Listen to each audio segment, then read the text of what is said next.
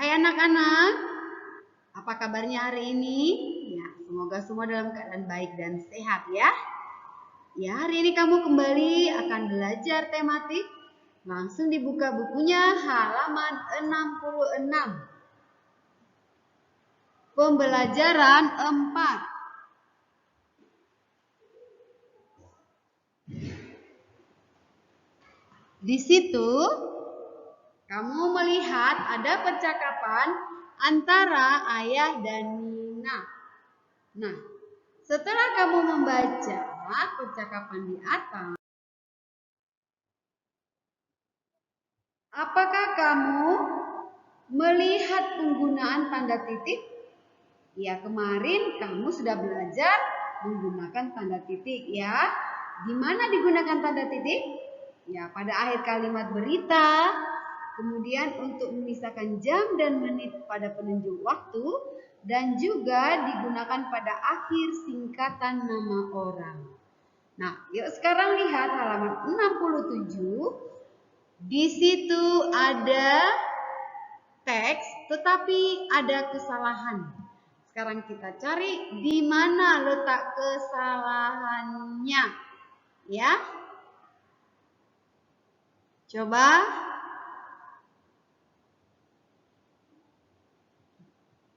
Kita lihat. Ya, kita lihat. Nina bersama ayah dan ibu akan pergi ke rumah nenek.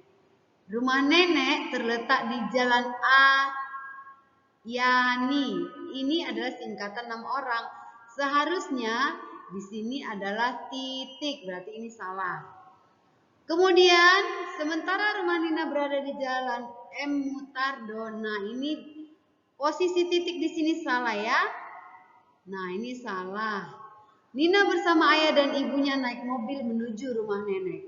Mereka berangkat pukul 07. Nah, di sini ini salah ya. Nah, ini sudah.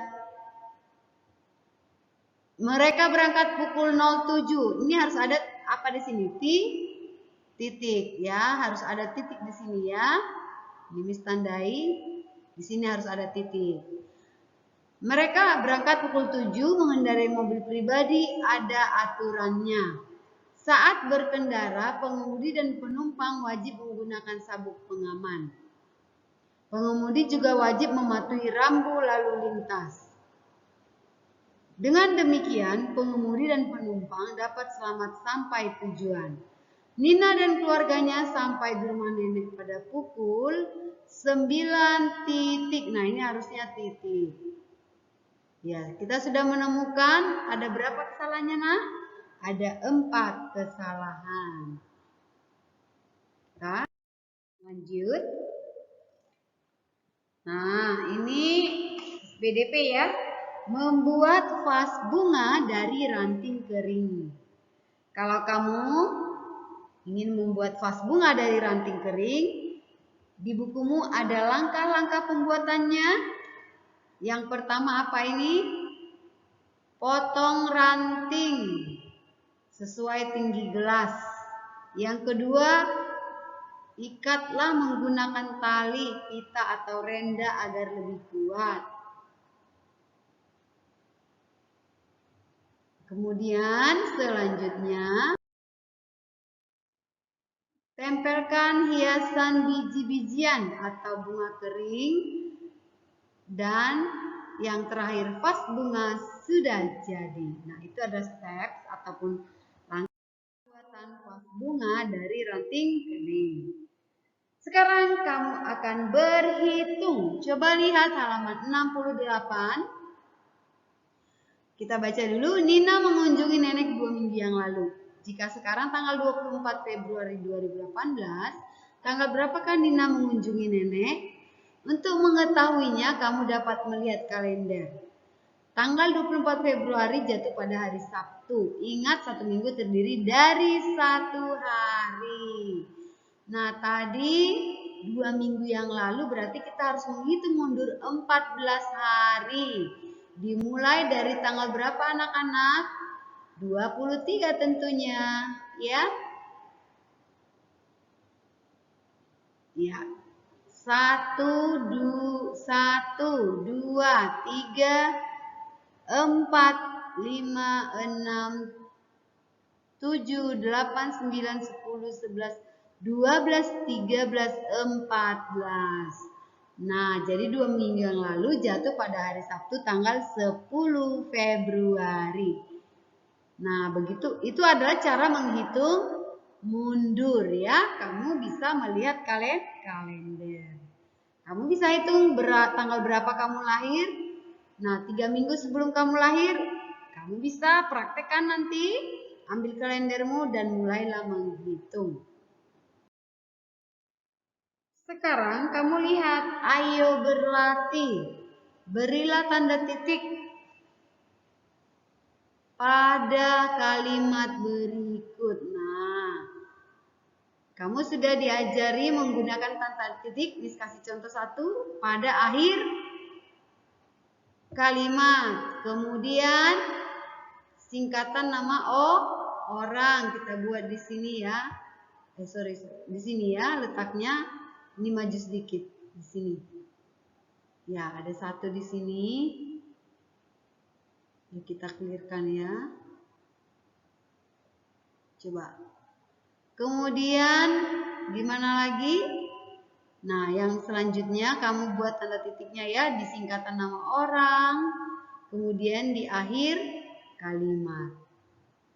Nomor 2, kerjakan soal-soal berikut. Rani berulang tahun 3 minggu yang lalu. Jika sekarang tanggal 3 Desember, tanggal berapakah Rani berulang tahun? Nah, kamu ambil kalender, maka ini tanggal 3 Desember, kamu akan hitung mundur mulai tanggal 2 Desember. Hitung mundur sampai November. Nah, selamat mengerjakan yang nomor 1 tadi. Tugasmu B dan C. Kemudian yang nomor 2 A dan B ya tugasnya ya. Selanjutnya kita di pembelajaran 5. Apakah aku bisa menulis kalimat tanya sesuai gambar dengan tanda tanya dan kata tanya? Nah, di pembelajaran kali ini kamu akan belajar kembali ya menulis kalimat tanya sesuai gambar. Menyebutkan contoh dan menceritakan kegiatan bermain yang menunjukkan persatuan. Kemudian menjelaskan dan mempraktikkan gerak melempar dan menangkap bola dalam permainan. Yuk, pelajarannya di pembelajaran 5. Nah, apa yang ingin kamu ketahui tentang gambar? Nah, kalau kamu melihat sesuatu gambar dan kamu merasa kurang jelas akan makna gambar tersebut, kamu bisa bertanya. Biasanya seperti itu ya anak-anak. Ini juga ada gambar, kamu bisa menanyakan beberapa pertanyaan. Contohnya, di mana pejalan kaki sebaiknya berjalan? Ya. Kemudian, bagaimana aturan menyeberang jalan bagi pejalan kaki? Itu adalah contoh, kamu bisa lihat juga di bukumu halaman 70 ya contohnya. Kita lanjut ya anak-anak. Halaman 72. Bermain lempar tangkap bola. Apakah kamu pernah bermain lempar tangkap bola? Ya, seingat Miss dulu pernah ya diajarkan ya bermain lempar tangkap bola. Nah, di sini untuk bermain lempar tangkap bola, anak-anak yang ada di satu kelompok biasanya terdiri dari 8 siswa. Setiap kelompok mendapatkan 1 bola. Kemudian para siswa berbaris saling berhadapan dan melemparkan bola mulai dari anak yang pertama sampai terakhir dan diulang sebaliknya. Nah, permainan lempar tangkap bola juga bisa dilakukan di kolam ya. Ini adalah permainan yang bisa dilakukan di darat dan di air. Ayo bercerita. Nih, apa yang terjadi pada saat bermain lempar tangkap bola?